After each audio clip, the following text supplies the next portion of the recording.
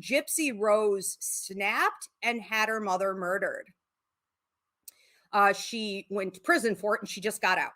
Okay. So that's why it's in the media right now after almost 10 years. I believe it was like 8 years. So I'm looking at the story over and over again. I even went so far as to purchase one of the documentaries on it. And I realized why I was becoming sort of obsessed with it. There's a spiritual element here in an undeniable way. And intuitively, it was resonating with me as being very paranormal, but in a strange way compared to most true crime stories. And what I discovered a couple days ago was that Gypsy Rose Blanchard's mother, okay, who had Munchausen by proxy and did this to her.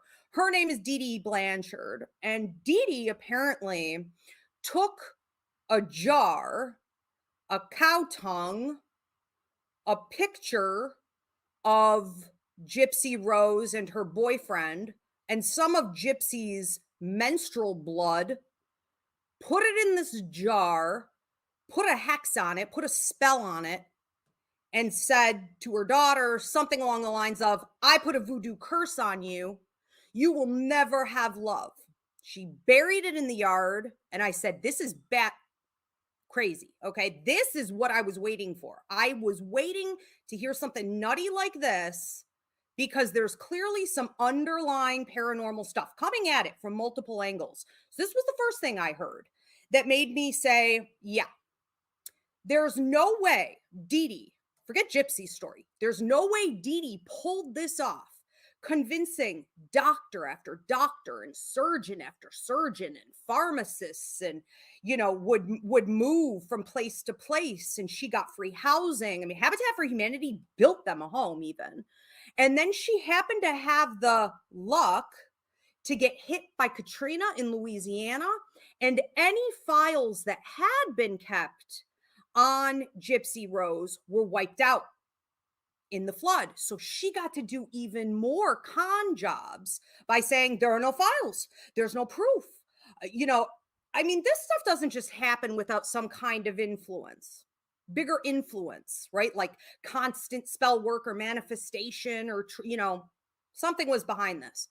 Long story short, Dee Dee Blanchard's I think it was her nephew or her cousin. You'll see him in some interviews if you Google it, but he spoke on how she had always been into witchcraft, or, voodoo, or spell work, or you could call it whatever you want. But that as a teenager, she was always on the Ouija board. And I warn you guys regularly about using tools without proper discernment training. Okay. It is an avenue for dark arts if you don't know what you're doing, or if you deliberately want to use it for dark arts, right? It's a great tool, the Ouija board.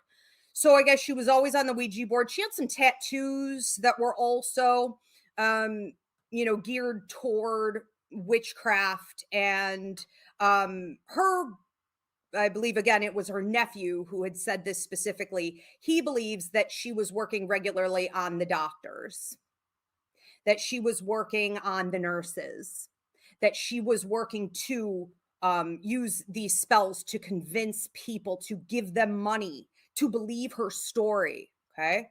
I 100% believe that was going on. Now, don't get me wrong. And I'm always saying, look, you're not going to receive a curse. That's a con. Okay. People are just trying to get money out of you to reverse it. You can't have a spell put on you. These things aren't real. Now, what I mean by that is that there's a huge difference between something like voodoo and hoodoo.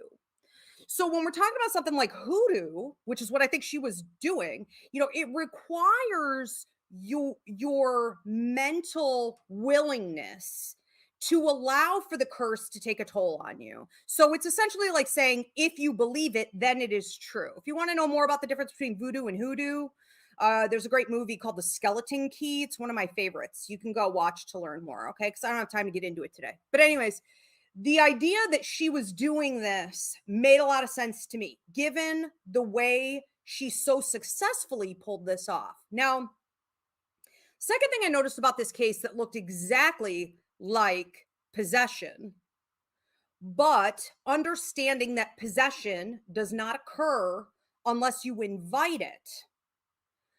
This was with the boy who actually murdered Dee Dee Blanchard. So Gypsy Rose had a boyfriend named Nicholas Godejohn. And Nicholas Godejohn traveled to her, wanted to be with her, and she was not, of course, allowed to be with him, and she could not escape her mother. And in order to be together, she convinced Nick, who has some mental health problems and delays, and he is on the spectrum with autism as well, and she was able to convince him to, murder the mother. But I put a video out on this. Okay, so those of you who follow me on TikTok probably would have seen this first. I put a video out on this about a week ago, an interview with him talking. And if you listen to him speak, he is incredibly honest. He is so raw.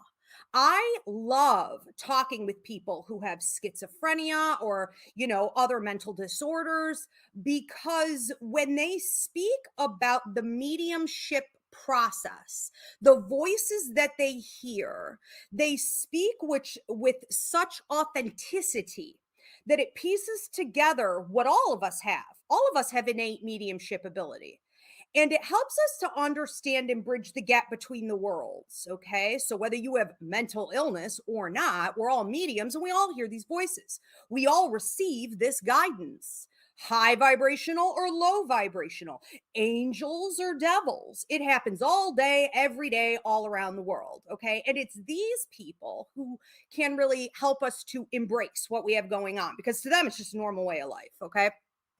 So I'm watching this interview with him, and he says at one point, and again, you can go onto my TikTok and you can watch this, but he says that there came a moment after Gypsy Rose had asked him to off her mother. There came a moment when he heard two distinct voices and he shifted into a trance-like state. And that's exactly how mediumship works. I do it all day, every day. That is my full-time job. I'm a medium, right? So you shift into a trance state, or we could call this physical mediumship or, mental mediumship. And he said that in that moment, he heard from what he called an angel. It was any high vibrational spirit, probably just collectively, all of them trying to talk to him. He called it an angel, said to him, listen, I guarantee that if you do it this way, everything will turn out fine, but you have to do it this way. This angel told him to take Gypsy and run. Don't do this. Don't get involved in this. Just leave the scene and we'll make sure, I promise you, everything will work out. Now, I am telling you what. I tell my students in the psychic mediumship course this from day one. You have to learn discernment, because the minute you hear that voice, okay, that is telling you to pick a higher vibration, it will promise you everything's going to work out. And that is true intuition. Your gut instinct will never, ever fail you. The universe will never drop you, but heaven forbid you turn your back on it, you're on your own. And that's what he did, because the other voice that he heard, which he referred to as the devil, okay, I would just say it was a low vibrational energy. It could have been a million different spirits. So the negative energies that were speaking to him through clairaudience, right, in his head, putting these thoughts in his head, it said that B is DEA, you know what, and encouraged him to do ultimately what he did in offing her. And what he explained with his raw honesty is that he wasn't sure what the heck happened to him in that moment, because the way he said it was like, I don't know why this happened. He said, but I felt a rage. I was fine a minute ago, but I felt a rage brew up, take over me. And I almost felt like I had no choice but to do that. And he basically said there was a moment where he felt he still had that choice